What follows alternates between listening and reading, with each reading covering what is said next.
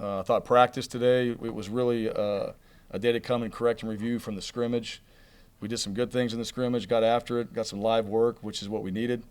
Today was about correcting that, getting out there, do a little conditioning, give these guys an early day to go home, relax, rest. We have a team activity tomorrow and a few meetings, and then Monday is our day off, and then really Tuesday is when we start getting into game planning and dialing into the season.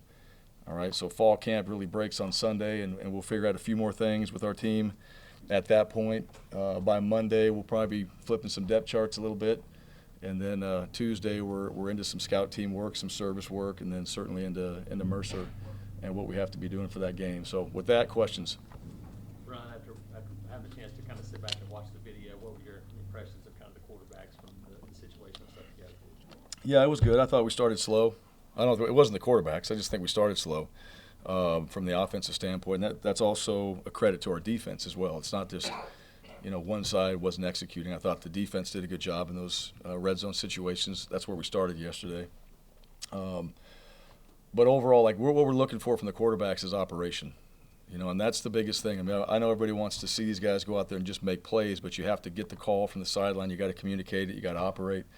And that's the most important thing right now is what we're looking for. And they did that. So they did a good job with that. Then they made plays. So probably that third series, fourth series, it started to pick up. Tempo picked up. Execution picked up. And I thought TJ did some really good things in the scrimmage as far as just managing the clock and the situations and making sure that we didn't have to call timeouts. So he has a really good awareness on the field. I thought Robbie made some plays. Just standing in the pocket and throwing. He made some plays with his feet and getting out and scrambling and making a few throws. Zach did a nice job as well. He moved the chains and scored touchdowns. So all three guys, Holden didn't get a ton of reps in the scrimmage, but those three guys mainly, they all did some positive things that we needed to see from them.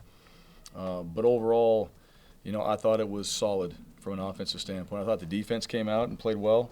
The first group in particular. Those guys did a nice job.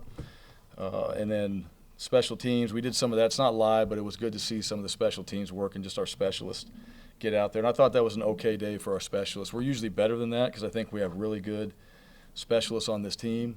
So we need to be better in that area. That was the challenge today, that we improved there. But we worked on red zone. We worked on 2-minute. We worked a backed-up situation, and we did a little bit of goal line in that scrimmage, and we did some individual, and we did our whole pregame routine. That was what was really important for us to make sure that we come out there and we look like we know what we're doing in the pregame. If you're going to start game prep on Tuesday, do you anticipate knowing who your starting quarterback is by then?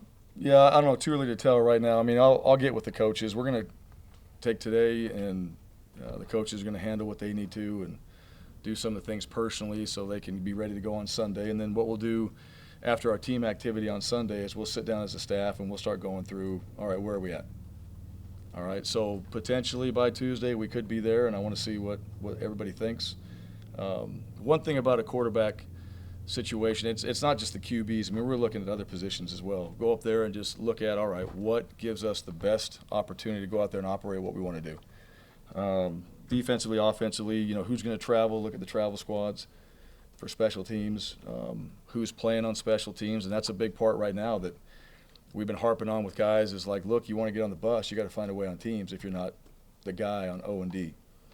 And so we'll probably look at that Sunday. I'm sure on Monday go back and let everybody look at the board again and kind of let it all sink in and see if this is where we're going. I'm not saying by Tuesday we have the final decision. That final decision will come towards the end of next week, for sure going into that last week, game week. But I want to see where everybody's at with just their thought process on who we think the guys are. Coach, how important is that conditioning work you do at the end of practice so you guys have your legs come some of the fourth quarter of these big SEC games? Yeah, we don't condition a ton in our normal practices because they're about 2 hours long. The conditioning should happen in practice. And if we're not running in practice, then we'll condition after practice. Today was a lighter day, so we were going to get that in. We wanted to get some lactic acid out a little bit, just stride them out. But that's something that's, I think, undervalued in a lot of places, right? That conditioning piece, fourth quarter, just that mindset. We do all this stuff in the spring. We have our fourth quarter training sessions and all that. So we do the mat drills. We get out there, we grind. And then you go through all the summer of doing a lot of those same things, which is really for that fourth quarter.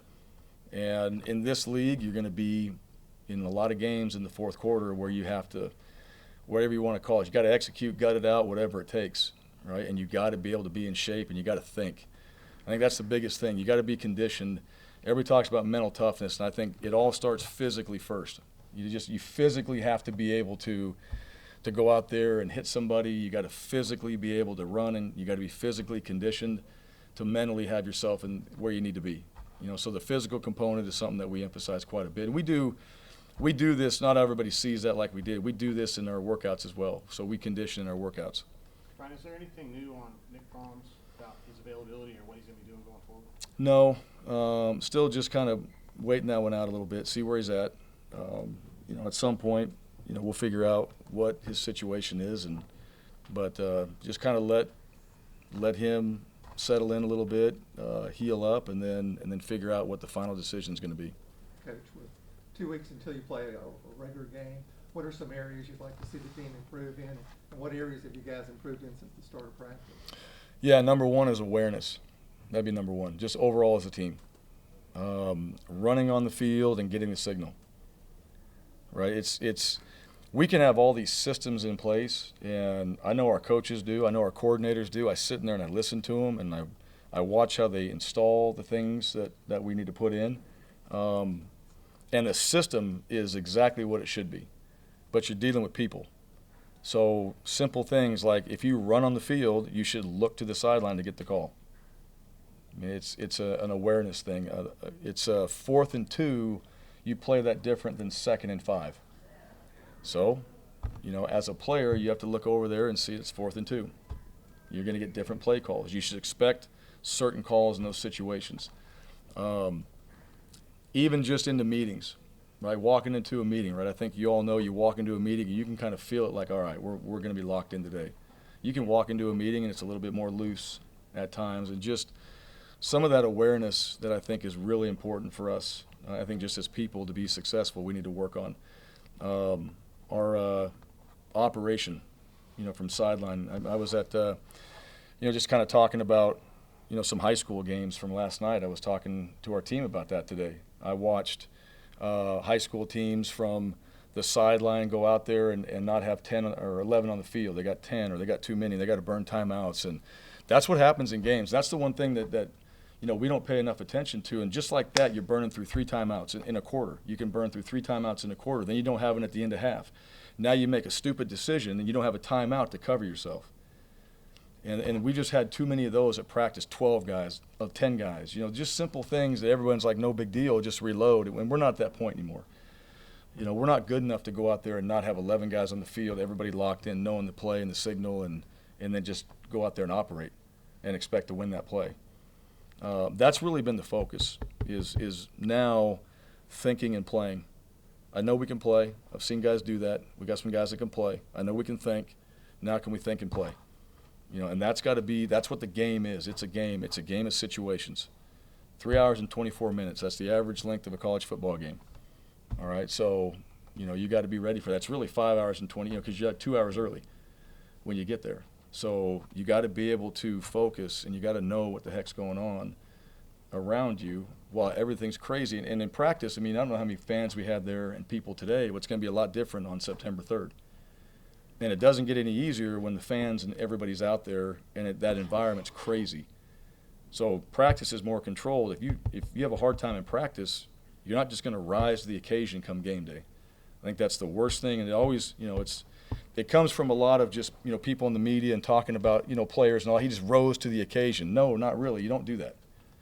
You don't do that. Usually that happens in practice, and you train that way because you'll fall right back onto your training because it's already hard enough. So trying to get guys to understand a little bit of, well, I'll just get there on game day and be ready to go. It's not going to happen. And you probably won't be out there anyway because we hadn't seen it in practice.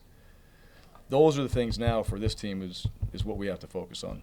Bryan, what went into the move from Jeremiah right back to offense, and how's he looked the last few days playing with him? Yeah, that was all him. That was him. Jeremiah was a defensive lineman when we came here. We wanted to move him to O-line. He wanted to move back to D-line. Then he wanted to move back to O-line. So, and Jeremiah is one of my favorite guys. You know, I do. I love him. I think he's a phenomenal person. I know he can help us, and I think he just sees it. He sees that, you know what? Hey, maybe I can go back to O-line and make a bigger impact there. And I do think that's the position that fits him. But I also, you know, I want guys to want to be on the field, and so if they want to play, I don't want to force a guy into a position they don't want to play. I just want guys to love what they're doing and play the position that, you know, they feel like they can. And he did a good job on the D-line, but then he was looking at it going, hey, I think I might be able to come back here and help us. So to me, that's a really mature decision on his part to go, all right, well, I tried that, and I think I can help our team better, and I think I can contribute here. So I trust him and believe in him, and if that's what he wants to do, then we'll move him back there. And he's going to help us on the O-line. There's no doubt about it. He'll play. He'll help us. We'll see where he's at here in a couple weeks. He's got a few more weeks to kind of get in there and get himself a little bit more in the groove on the offense, but he's going to help us, and he'll play.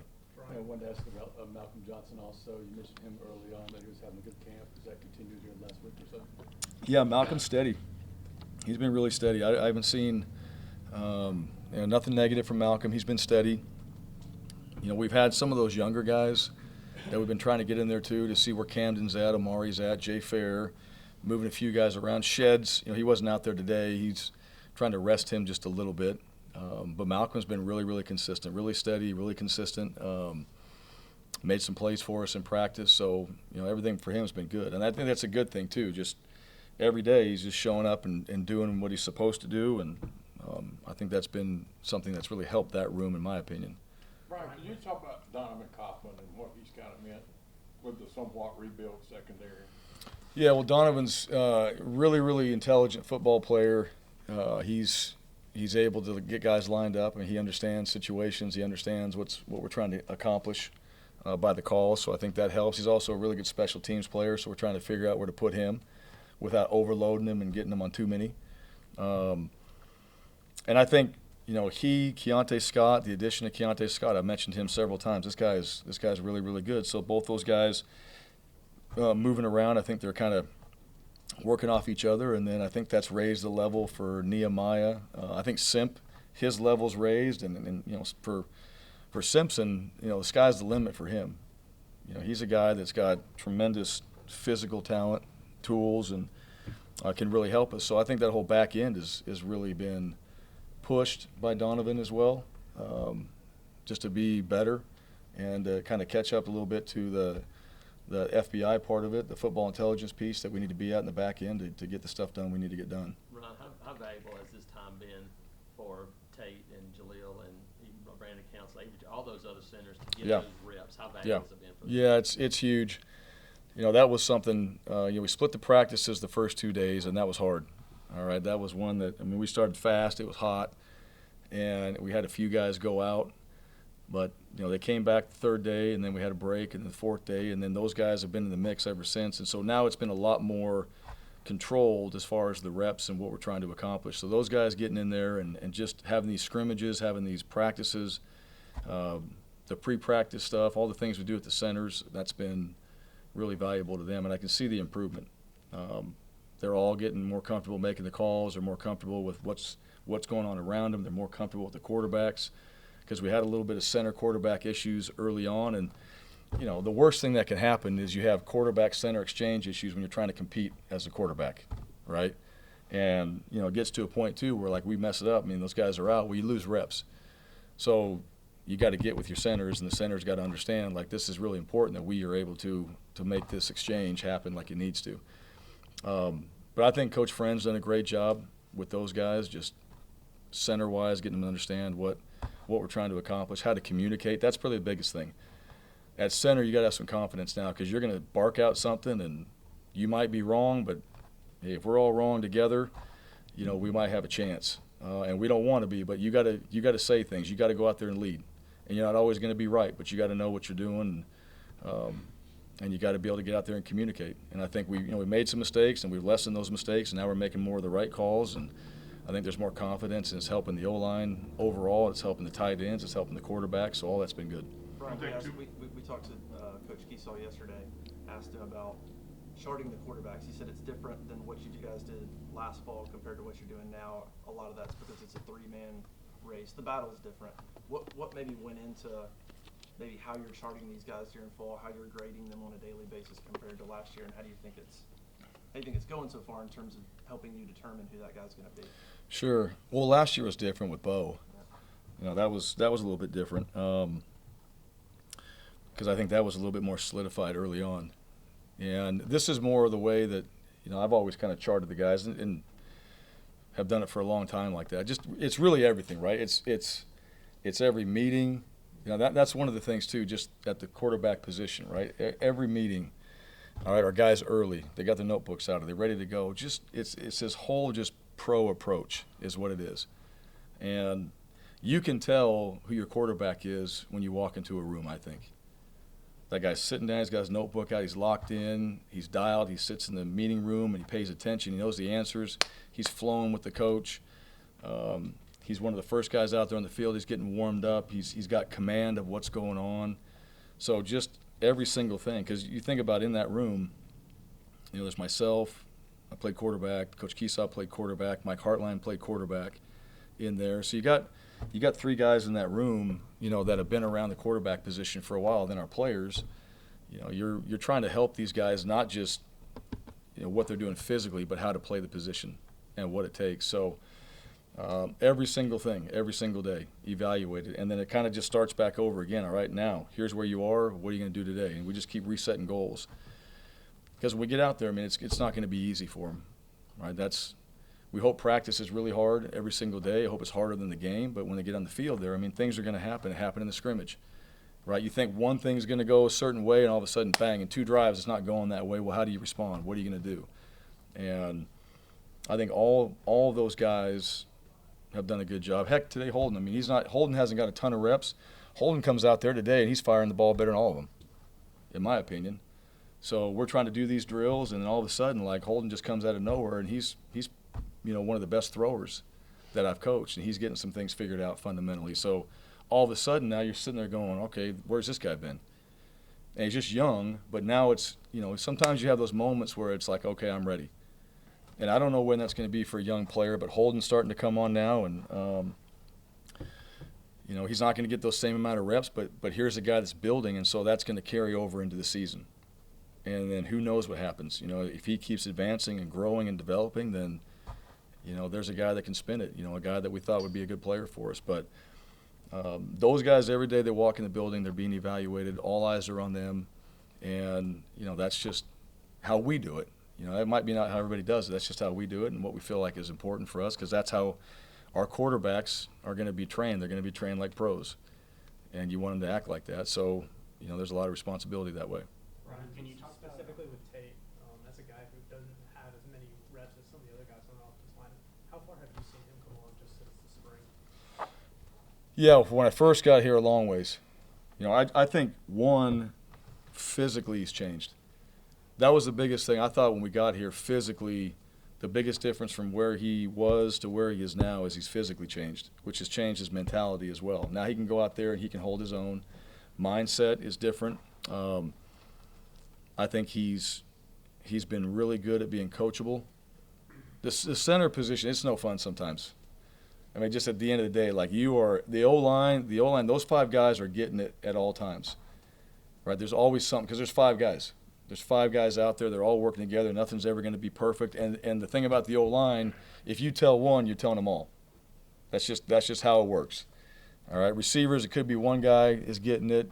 All right, it doesn't matter to the other guys. It all matters to the O-line because they're always working together. They're always together in everything they do. So I think for his standpoint, he's more coachable in a good way. I think he's physically better. I think he's able to handle the pressure out there of playing that position. We moved him to guard as well. You know, we kind of bounce him around if Jaleel comes in there, and we got some other guys moving to guard, so he really knows that center guard position area. And he's just taking it upon himself to show up every day and try to make sure that he does his job so that everybody else around him, quarterback included, can do theirs. And I think that's where the next step's going to take place, is he's just taking ownership in what he's doing. Got one more in the back row. Coach, where have you seen growth and development in TJ Finley since the end of last season? Yeah, maturity. I really do. I think he's, you know, I'll say this. TJ's got a coach's mentality.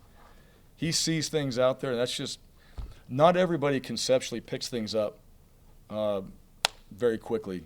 You know, it takes a little bit of time, and you know, he's got that mentality, and that's just, you know, some guys have it. Some guy, it takes some time for others. Like, you'll figure it out.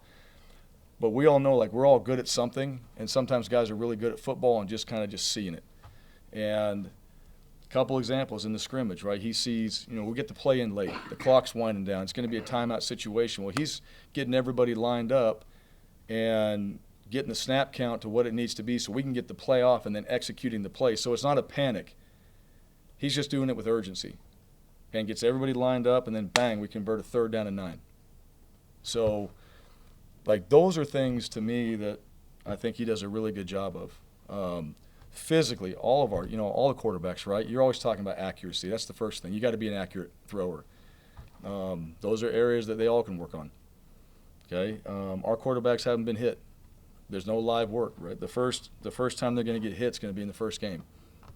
So, you know, you mentally have to challenge yourself to stand there and not flinch and know, like, that guy's barreling down. Like, Owen Papo running through untouched is going to hit you right in your chest plate. And you're going to do one of two things. You're going to stand there and deliver, or you're going to get on your back foot and flinch. I mean, that remains to be seen. And I think that's the one thing that, you know, you can tell with the quarterback when you get into a game who's going to stand in there and deliver, because those things are going to happen. Is that ball going to sail and go over somebody's head, or can he drive it right home and hit the receiver and take the hit? And I think all those guys mentally are better. Robbie's throwing the ball much better.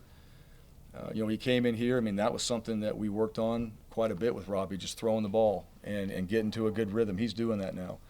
So I think that's another example of TJ kind of elevating that room, and, you know, from a mental standpoint, and getting the other guys to play at a higher level. So I just think he does a good job. He studies, he prepares, he comes out there, he knows what to do. I mean, little things like the drill screwed up. He's, you know, like flip the cones. Like, he pays attention to stuff like that, like this isn't right.